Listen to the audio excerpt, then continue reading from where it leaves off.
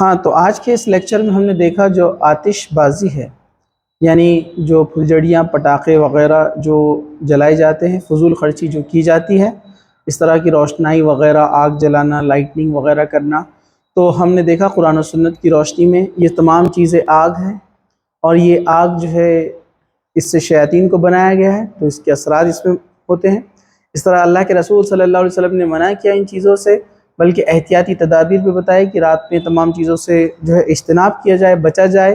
اسی طرح ہم دیکھتے ہیں کہ ان پٹاخوں وغیرہ سے اور کتنے نقصان ہوتے ہیں،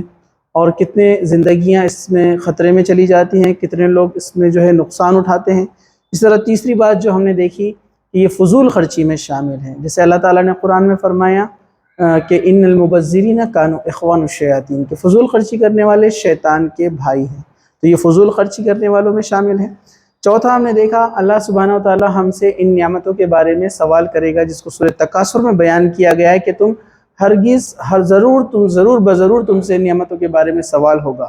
جو نعمت حلال ہیں ان سے سوال ہوگا، تو ظاہر سی بات ہے جو ہم فضول خرچیاں کر رہے ہیں، پٹاخوں میں پیسے اڑا رہے ہیں، تو اس کا سوال کتنا زیادہ ہوگا، یہ بھی ہمیں سوچنے کی ضرورت ہے۔ پانچویں چیز جو ہم یہاں پر دیکھیں گے وہ یہ ہے کہ اس سے جو ہے انسانیت کو نقصان پہنچتا ہے۔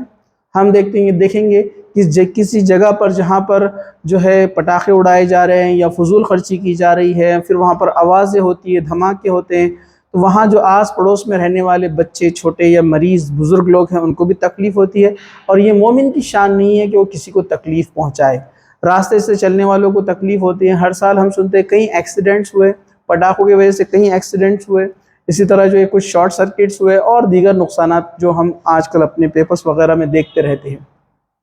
چھٹی چیز ہم یہ دیکھیں گے، اللہ سبحانہ و تعالیٰ ہم سے سوال کرنے والا ہے کہ ہم نے مال کہاں سے کمایا، اور ایک سوال یہ ہوگا کہ اس مال کو کہاں خرچ کیا، تو یہ ہم سے سوال کیا جائے گا۔ اسی طرح جو نیکی کا کام تھا، ہم نے اس کے بدلے میں یہاں پر گناہ کو مول لیا اور فضول خرچ میں پیسہ خرچ کر دیا۔ جیسے میں نے مثال دی، 10-20 روپے کی کوئی پھلجھڑی پٹاخہ آپ لے کر آتے ہیں، اس کو اڑا دیتے ہیں صرف اپنے انجوائمنٹ کے لیے، تو اللہ تعالیٰ آپ سے پوچھے گا نہیں کہ آپ کے قریب میں غریب تھا، مجبور تھا، جو بھوکا تھا، پیاسا تھا، آپ ان پیسوں سے اس کی مدد کر سکتے تھے اور اپنے نام اعمال میں ثواب اجر لکھوا سکتے تھے۔ تو یہ ایک چیز ہمارے پاس، ہمارے معاشرے میں، سوسائٹی میں دیکھی جا رہی ہے کہ ہم ان چیزوں پہ تو خرچ کرتے ہیں، لیکن ہم بھول جاتے ہیں کہ اس کے زیادہ حقدار، ضرورت مند کوئی اور ہے، اور اللہ تعالیٰ پوچھے گا جو ہم کو اس نے دیا ہے کہ اس میں سے ہم نے کہاں خرچ کیا۔ اس طرح ہم دیکھیں گے انجوائمنٹ، امیوزمنٹ کے لیے ہم یہاں پر دنیا میں نہیں آئے ہیں۔ یہ انجوائے کرنے کے لیے، موج مستیاں کرنے کے لیے، اپنی آرائش کے لیے ہم دنیا میں نہیں آئے۔ اللہ تعالیٰ نے ہمیں دنیا میں کیوں بھیجا ہے؟ اللہ تعالیٰ نے فرمایا یا ایھا الناس اعبدوا، کہ ہم نے اے انسانوں تم کو عبادت کے لیے بھیجا گیا ہے، اور ہمارا مقصد جو بھیجے جانے کا ہے وہ ہے عبادت، اللہ تعالیٰ کی فرما برداری، اس کے مطابق ہم اپنی زندگی کو گزارے، دنیا کو گزارے۔ کیونکہ اللہ کے رسول صلی اللہ علیہ وسلم نے فرمایا الدنیا سجن المؤمن، دنیا جو ہے مومن کے لیے قید خانہ ہے،